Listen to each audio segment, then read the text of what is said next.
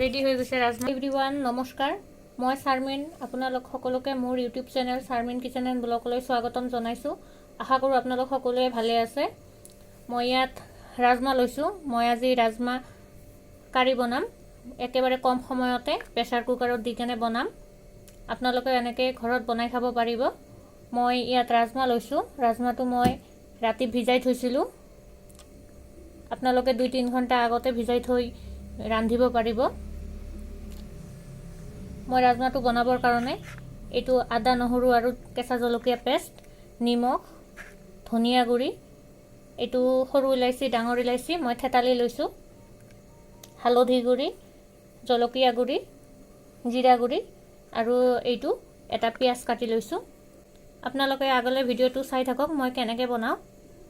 মই ৰাজমাটো প্ৰেছাৰ কুকাৰতে বনাম। মই এইকাৰণে ইয়াত সৰু সাইজৰ প্ৰেছাৰ কুকাৰ এটা লৈছোঁ। এতিয়া ইয়াত সৰিয়হৰ তেল দি দিম অকণমান।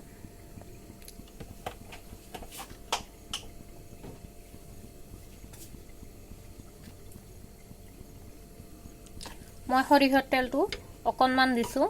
একেবাৰে কম তেলতে বনাম মই আজি। তেলখিনি গৰম হৈছে। এতিয়া মই ইয়াত গোটা জিৰা দি দিম।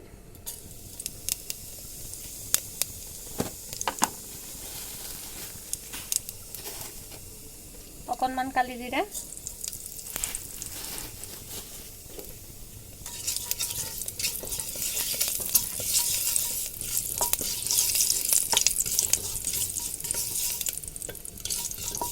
এতিয়া ইয়াত কাটি লোৱা পিঁয়াজখিনি দি দিছোঁ।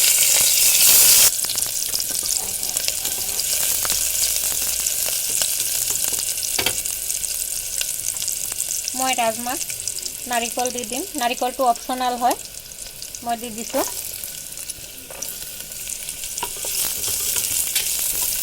পিঁয়াজ আৰু নাৰিকলখিনি একেলগে ভাজি ল'ম।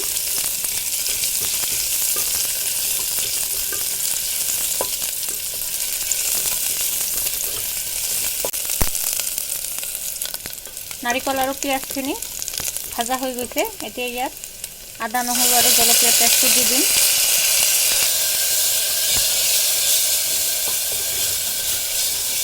এতিয়া ইয়াত ৰাজমাখিনি দি দিম।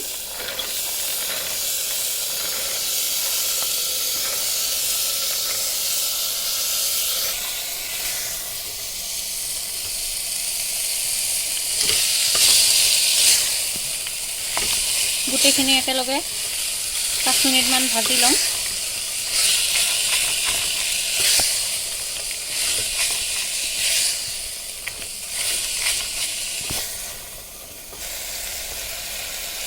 এতিয়া এইখিনি নিমখ দি দিছোঁ আৰু বাকী থৈ কৰা মছলাখিনি দি দিম।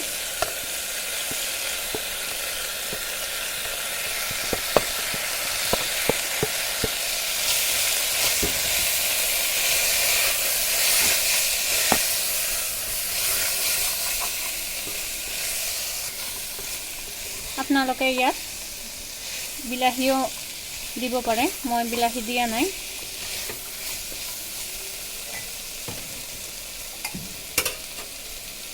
ৰাজমাখিনি ভাজা হৈ গৈছে। এতিয়া ইয়াত পানী দি দিম।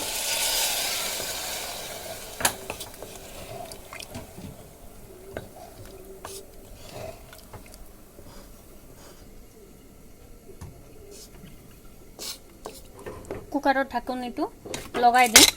4টা হুইচেল দিলে মই কুকাৰটো গেছৰ পৰা নমাই থ'ম।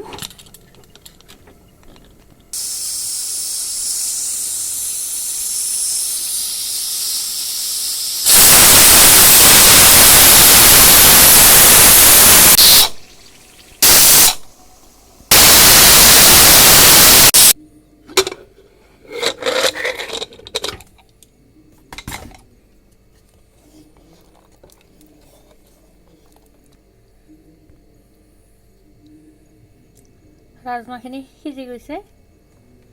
ইয়াত পানী বেছি হৈ গৈছে। মই আৰু এবাৰ জুই দি দিম। পানীখিনি শুকাই ল'ম।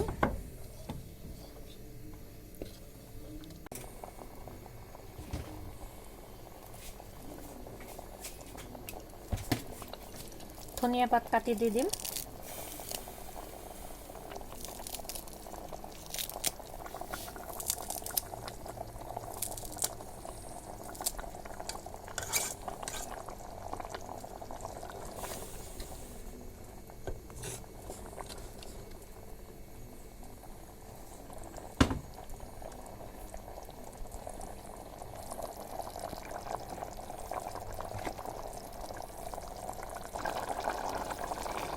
ৰাজমাৰ পানীখিনি শুকাই গৈছে, অকণমান পানী আছে, এইখিনি পানী মই ৰাখি দিম।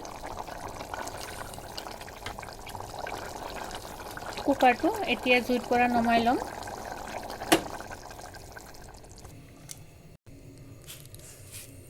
ৰেডি হৈ গৈছে ৰাজমা কাৰী।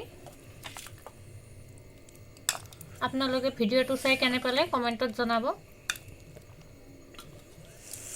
আৰু আপোনালোকে এনেকৈ ঘৰত বনাই খাব।